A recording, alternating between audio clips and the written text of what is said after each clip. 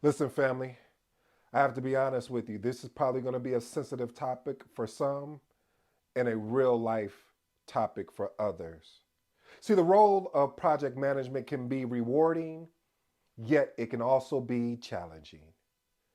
The points that I'm going to unpack today are what project management, or I should say, project managers face, yet sometimes is overshadowed the satisfaction that derives from the role. What that means is, family, is that sometimes that we don't articulate out to people that are thinking of coming into this profession or thinking about leaving this profession that I love, that I hope you fall in love with, called project management. If you're new to the channel, I go by the name of ED. For all you smart and intelligent folks out there, listen, that just simply means Ed. I have an 8-point framework. In these 8 points, I plan on unpacking today's title, which is entitled, Does Anyone Actually Enjoy Being a Project Manager? Again, does anyone actually enjoy being a project manager? As I told you, family, there's two sides of this. There's the reward side and there's the challenge side. The challenge side, today I feel like this is really going to be very transparent for those who are thinking about getting into it. Do you mind if I share a story with you? I thought about getting into insurance. Okay, that's a lie. I did get into insurance, and I went and did an internship during while I was in college. And what happened is during this internship, I quickly realized that what they were telling me from the books and the theories, and then actually working the thing really live, this is probably not going to be the profession for me. I loved the theories. I loved about what insurance stood for, but when the area I was working in was claims, and there was a lot of challenges that I was seeing, and I felt frustrated that I couldn't help the customer more. I couldn't provide more value, and that just irritated me. So I said, hey, this is probably not the role for me. So today, when I unpack these points, I want to emphasize the point of knowing that just because these things happen, that doesn't mean that you can't actually live it and breathe it and do this thing called project management. It's just the thing that most project managers won't share some of the information that I'm going to share with you today.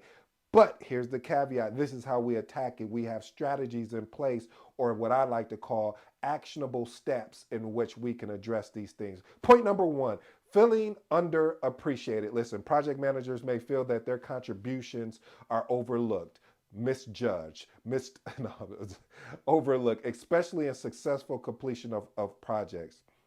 One of the things I recommend that you do as an actionable step is to seek feedback and recognition for your project success, not just from your supervisor, but also from your peers, because this allow to actually help and assist you. Because I can understand you've been leading this project and you have a success, meaning you finish this project within the triple constraints: on time, under budget, or under budget or on budget, within scope, as well as with a beautiful quality aspect looking to it. So, meaning what I'm saying by that, family, is the ability to really meet the triple constraints and do extremely well with the people piece of things as well, that they want you to come back and lead other projects. However, sometimes you can feel that underappreciation. How do you deal with it? So the actionable step that I recommend to you today, don't start till tomorrow, but you can start today, is seek feedback and recognition from your peers as well as your leaders. Hey, family, I really truly appreciate you taking the time out to watch these episodes. Make sure you hit the like button, and if you haven't subscribed, what is you waiting for? I'll give you a minute. No, I'll give you 10 seconds. Ready, go. Subscribe though, family, and again, all your support means a lot to us, and share this with other future or present project managers. Point number two: administrative burden. What does that mean, ED? Well, the time that you have to spend on administrative tasks, like you may have to dig deeper on your project schedule, making sure that your milestone and tasks are aligned in the direction. You may have to go back and revisit your communication plan. You may have to go look at your risk register, your issue log. So the administrative aspect of things. And one of the other things is the meeting recaps. I could probably do a whole series or a whole episode on just meeting recaps. And what tends to happen is that project managers, there's a difference between, I always say that there's a difference between being used and misused. As a project manager, we have to understand when we're being misused. When someone is inviting you to a meeting, that and what they're looking for you is just, oh, because you're the project manager, you could take notes and document and get everything organized. Yes, you can, but is this related to the project that you're working on?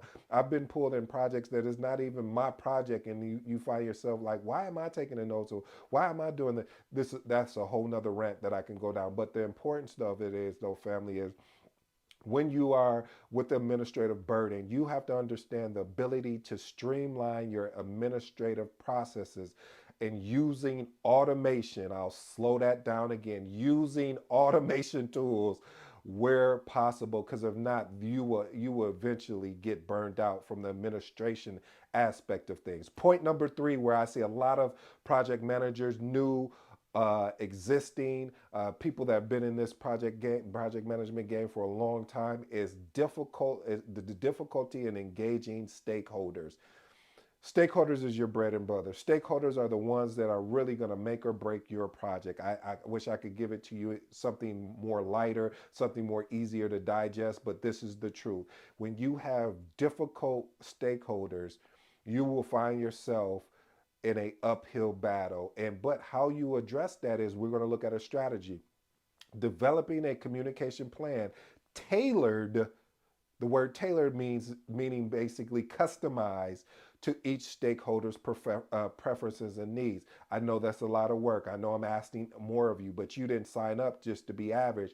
You signed up to be exceptional. Well, maybe, I hope that's what you signed up for when you chose this particular career. So what I'm saying to you, family, is that you may have to put together a customized communication plan for your stakeholders, that are especially the ones that you're having challenges with. And here, let me park here too. Why are we having these challenges with the stakeholders? There may be something that they may have experienced with another project manager, or maybe they just don't like you. I don't know what the point I'm trying to drive is.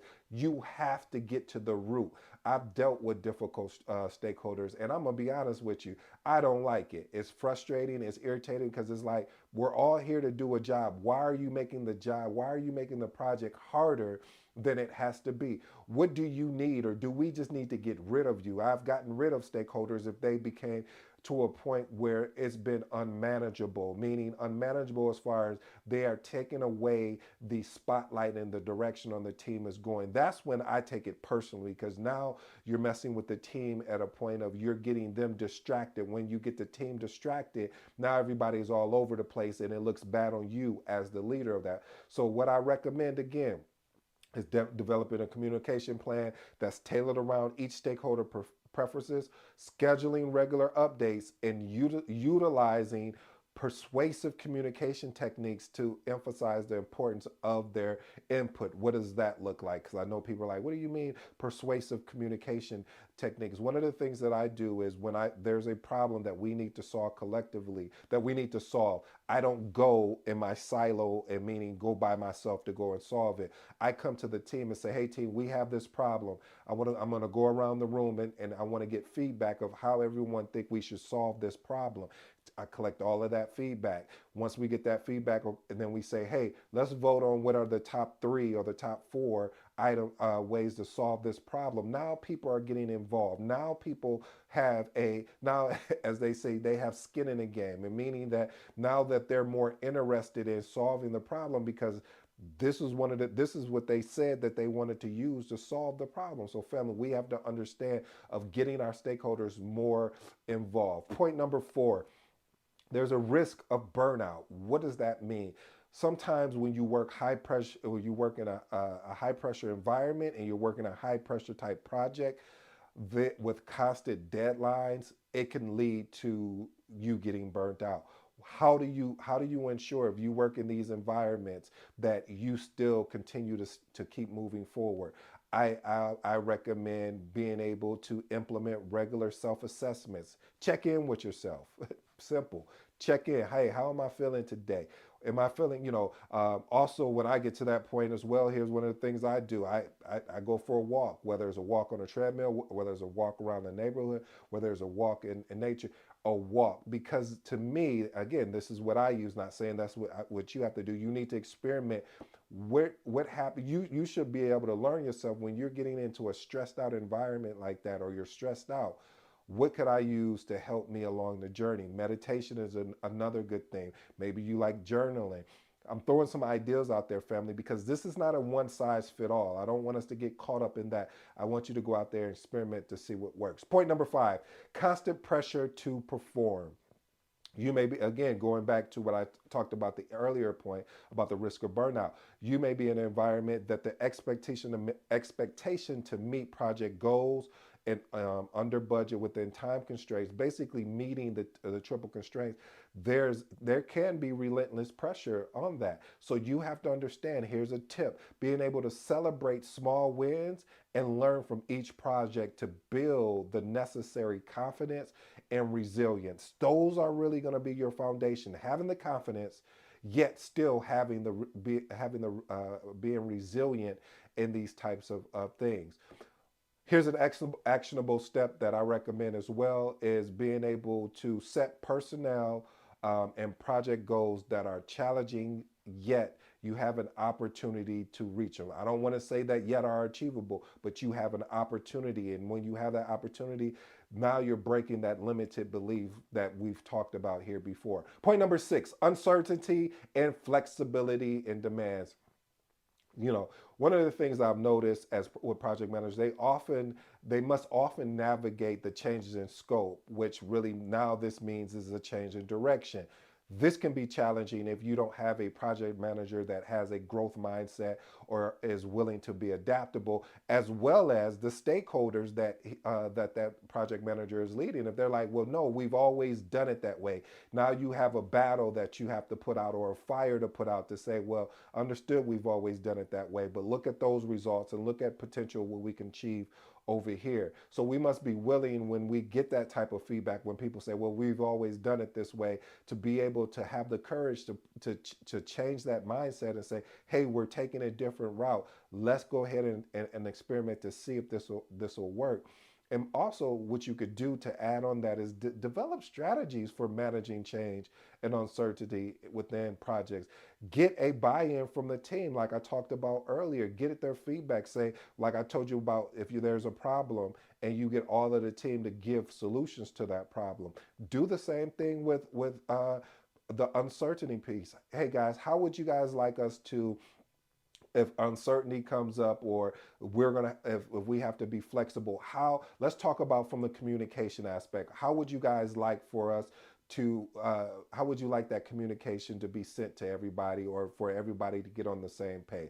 Get the feedback from everybody. Okay, now we have the communication. What about the execution? Now the plan has changed. How do we want to update that? So you just break it down piece by piece, and this gives you an opportunity to actually get everybody back on the same page. Point number 7, difficulty of getting tasks done. Listen, one of the things is, especially if you ever been like me and you've had to juggle multiple projects and you're keeping track of all the tasks, it can be challenging. I'm not even gonna lie to you. And making sure everything's on time can lead to very much a frustrating project manager, and even a more frustrated stakeholders, excuse me. So actionable steps is utilizing project management tools and prioritizing tasks, as well as, one of my favorite is being able to streamline workflows and delegate. I do mean delegate where it's possible. If there's tasks that are smaller, and you have someone on the,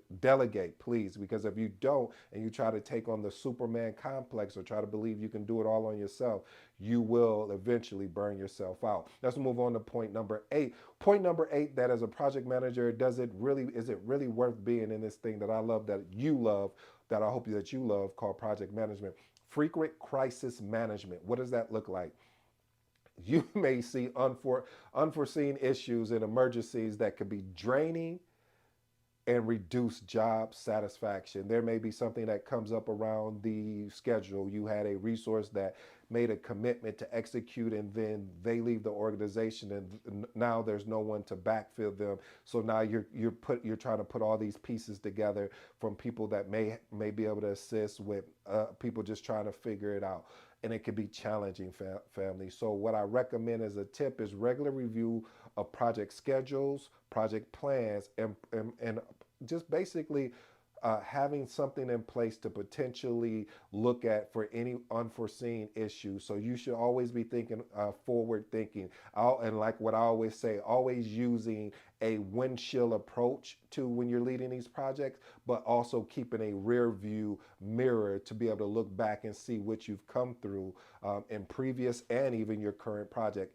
My bonus for today, family, is navigating, or I should say, yeah, navigating organizational politics. This is going to be very interesting because you have to manage relationships. That's one of the key aspects of project management is your ability to manage relationships while you're navigating the politics within the organization. Can be taxing, and it can distract and detract from the enjoyment of being a project manager because you're like, why can't you just execute on the thing you've already made a commitment to do? Why do I got to keep following up and doing extra and just going?